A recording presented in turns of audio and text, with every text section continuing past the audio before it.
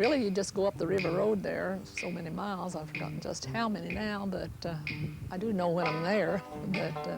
And you can see where there's a little clearing where the path goes up through there. And just direct them right up that steep path. Get out of breath before you get to the top. But when you get to the top, you've got it made. You can see the big tunnel, and it's worth it.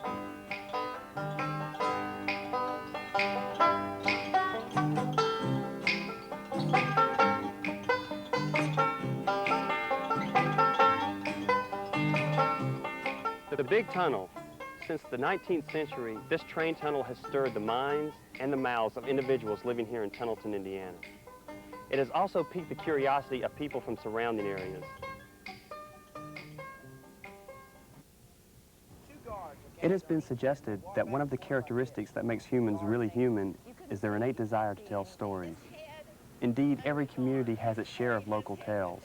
These tales find their roots in the commonplace past, but they are retold, reshaped by individual narrators over time. One of the most common story genres is the legend, set in the everyday world, focusing on the mysterious, the unusual, and the supernatural. Why is this place so mysterious? Some say that a heinous crime occurred here around the turn of the century. Others say that a restless spirit haunts the tunnel and visits around the midnight hour. Or is it the strange goings-on that allegedly occur in the darkness of this tunnel? What is the fascination with these enduring tales? Why do people come again and again to this ominous place? Who tells these stories, and why are they continuing to visit the Big Tunnel? It's an unusual place to go through.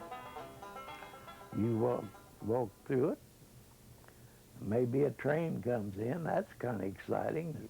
You hold your girlfriend's hand while you're walking through and so forth. It's known for taking the babes through the tunnel, okay? It's on the top of a large hill. A lot of trees and nature around.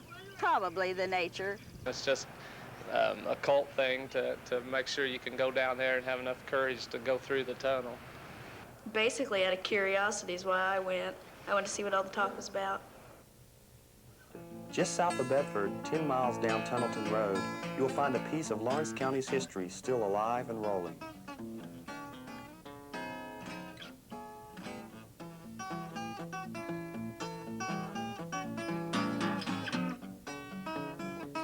Oh, the tunnel itself was finished about 1856.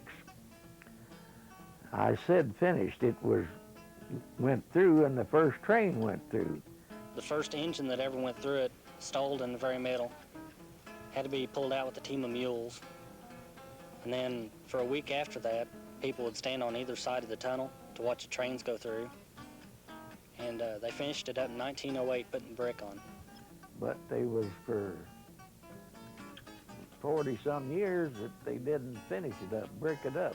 The tunnel was completed at about 1st of September in 1856.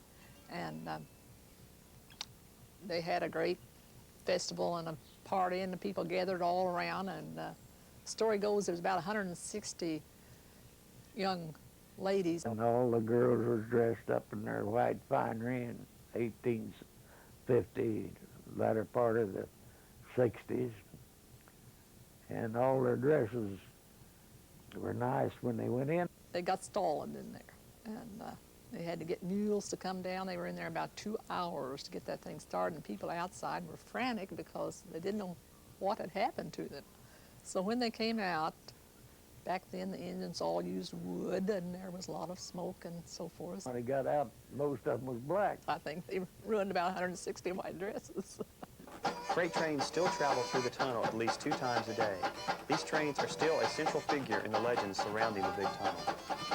There's a constant pull on your body from the suction from the train going through so quickly, and you have to hold your hands out against the wall to keep yourself from being pulled out. On the side of the tunnel, there's cubby holes that you get into if the train's going by. And I couldn't find one. I had my hand up against the wall running down through there as fast as I could, and I couldn't find one. And the train was just about up to me, and an arm reached out and grabbed me and pulled me back in. Scared me to death. Thought I was gonna die.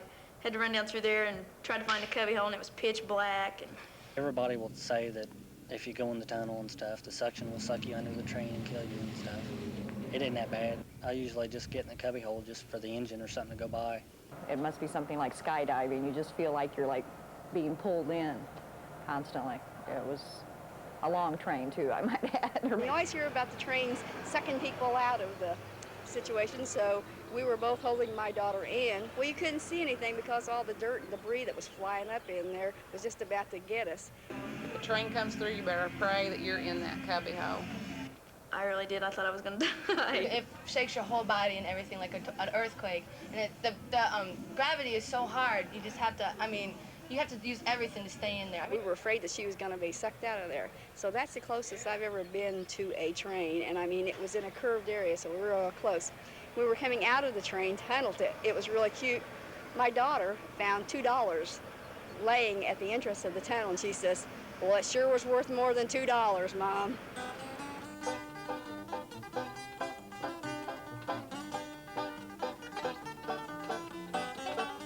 My father used to take us there a lot of times on Sunday afternoon, and we'd get about halfway through the tunnel and a train would go through and turn around and start back, and I'd say, wait, let's go all the way through. No, we don't have time, we got to get back, we got to do other things and everything. So that used to always kind of upset me.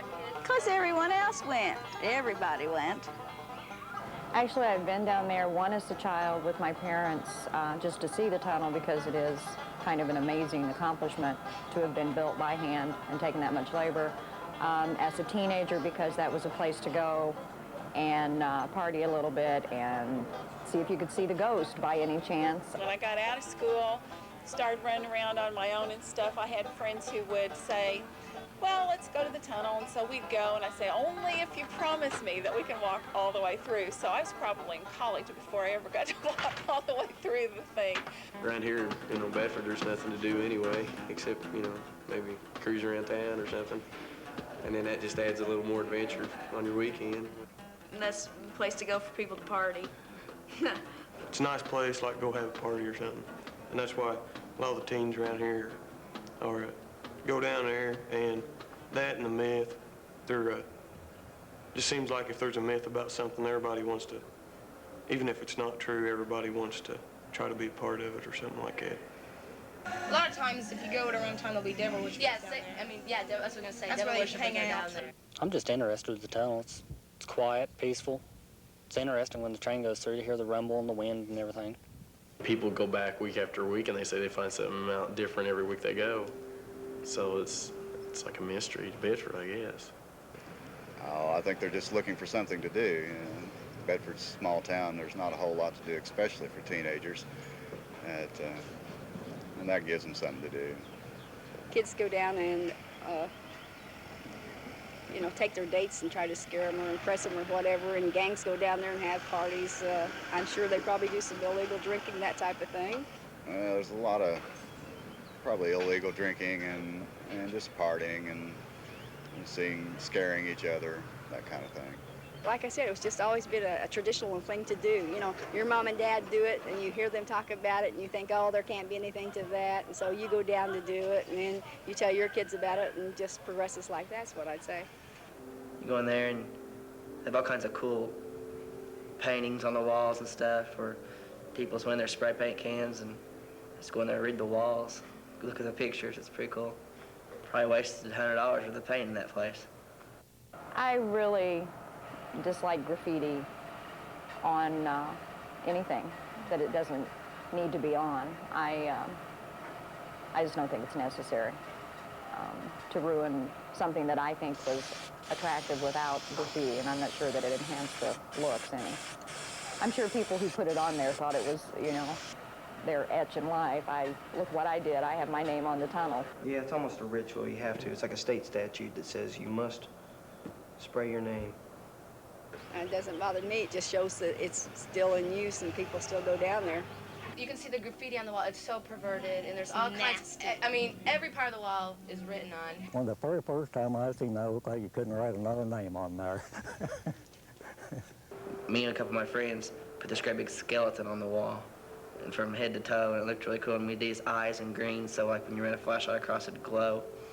That's pretty neat. They had painted one of those black and then painted a white skeleton in there. So I thought, well, that's pretty interesting because they did a real good job on the artwork. It looked pretty good. The tunnel has mysteriously drawn people to it for years. Going to the tunnel has become almost a ritual for individuals in this area. And these visits become the subject of what folklorists call personal experience narratives. Individualized accounts shared in informal conversation. They implicitly demonstrate varied attitudes towards the tunnel and the events surrounding it.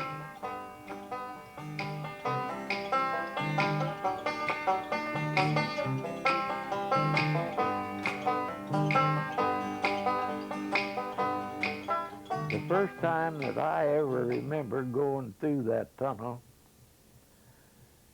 when I was a little boy, and I'll tell you, it was the day after Louis Firpo and Jack Dempsey fought for the world champion. It was the next day afterwards. I remember my brother coming back from being out there with a group of his friends, and supposedly there was a cat that had been, that was dead when they walked into the tunnel, and they came back out and the cat was gone, and they heard a meow and looked up and there it was. We used to get a stick and rub it along the wall as we went up the road, and every once in a while there's what they call manholes in that, you know, so we get back in case the train was there. There's been times where you can go walk through and you'll feel a hand grab your shoulder, but you'll turn around, there isn't nothing there.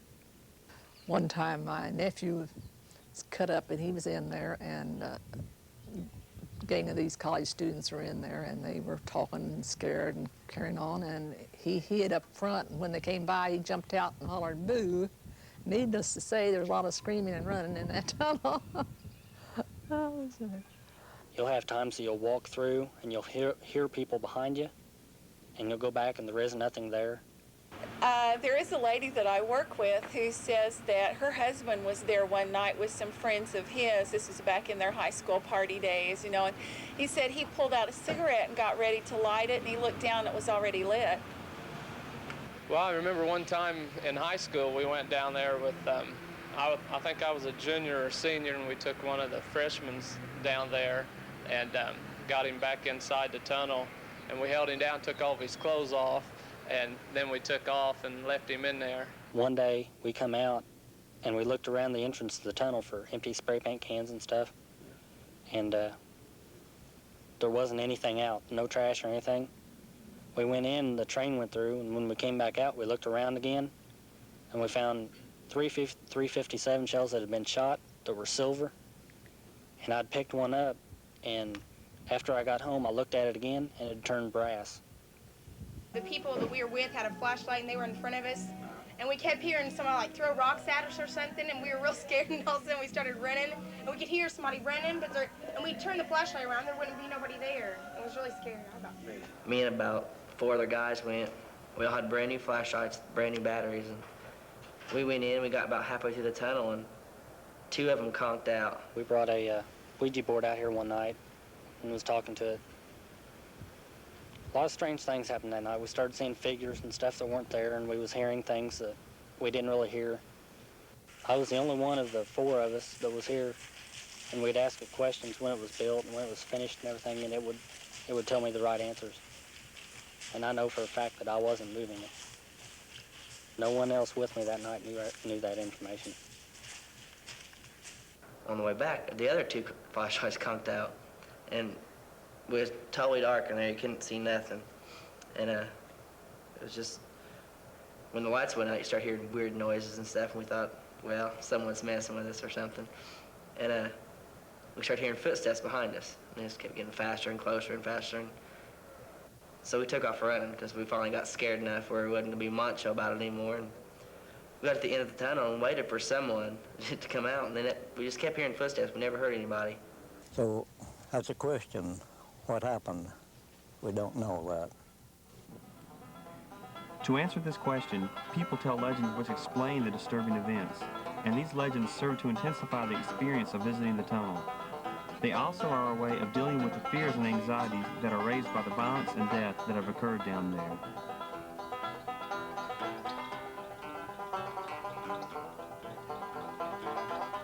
And And some of the tales that they told was back in those days when I can remember were outlandish. And there's been a couple murders in here. The ghost of Henry Dixon that roams the tunnel. He was killed, and then the guy that killed him brought him in here to have his body obliterated by the train. That way nobody could find the evidence. I don't know just how the story goes, but anyhow, he got killed in there. Somebody murdered him. Nobody knows who killed him either. He hasn't ever been found.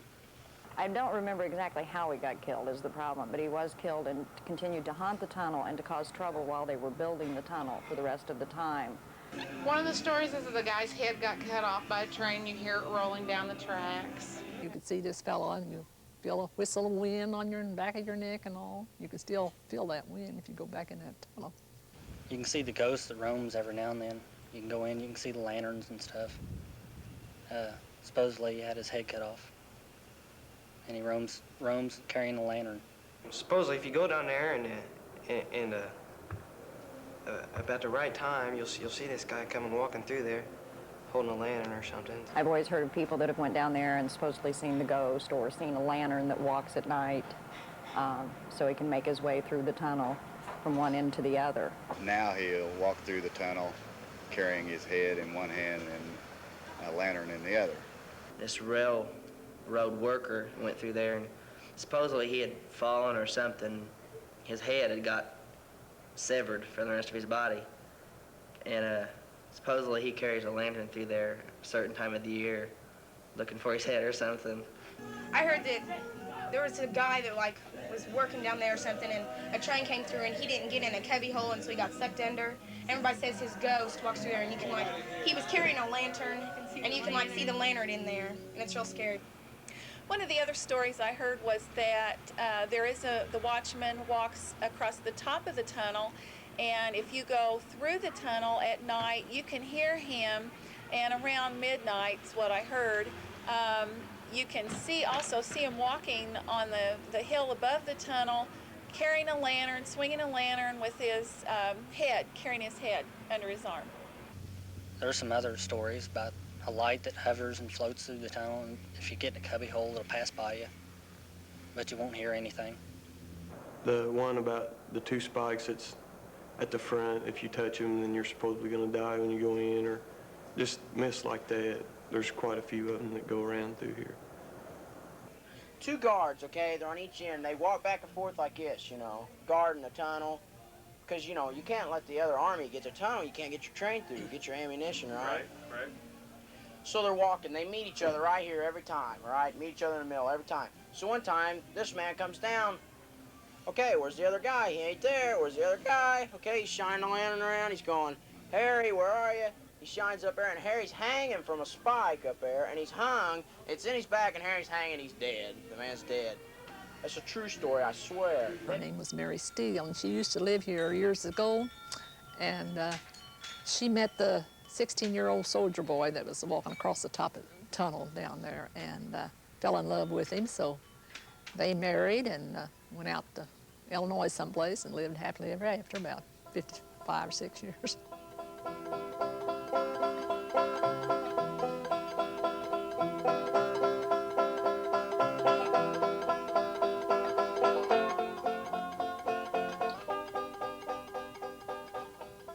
I never did believe all those things, but a lot of people do. But I'm not going to go in there about that time of year and watch for him. I believe there are presences, yes. I've never run into one in the Tunnelton Tunnel, but I believe that type of thing's possible. You have a story that starts originally, and then there's just always the mystery there of taking a chance of really being the person that sees something.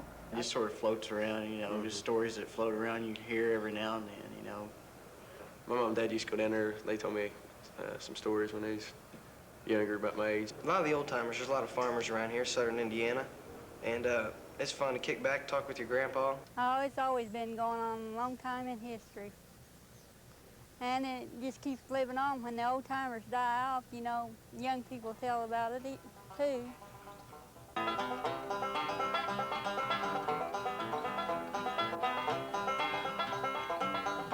customs, graffiti, and a rich array of narratives, among them oral history, personal experience stories, and legends.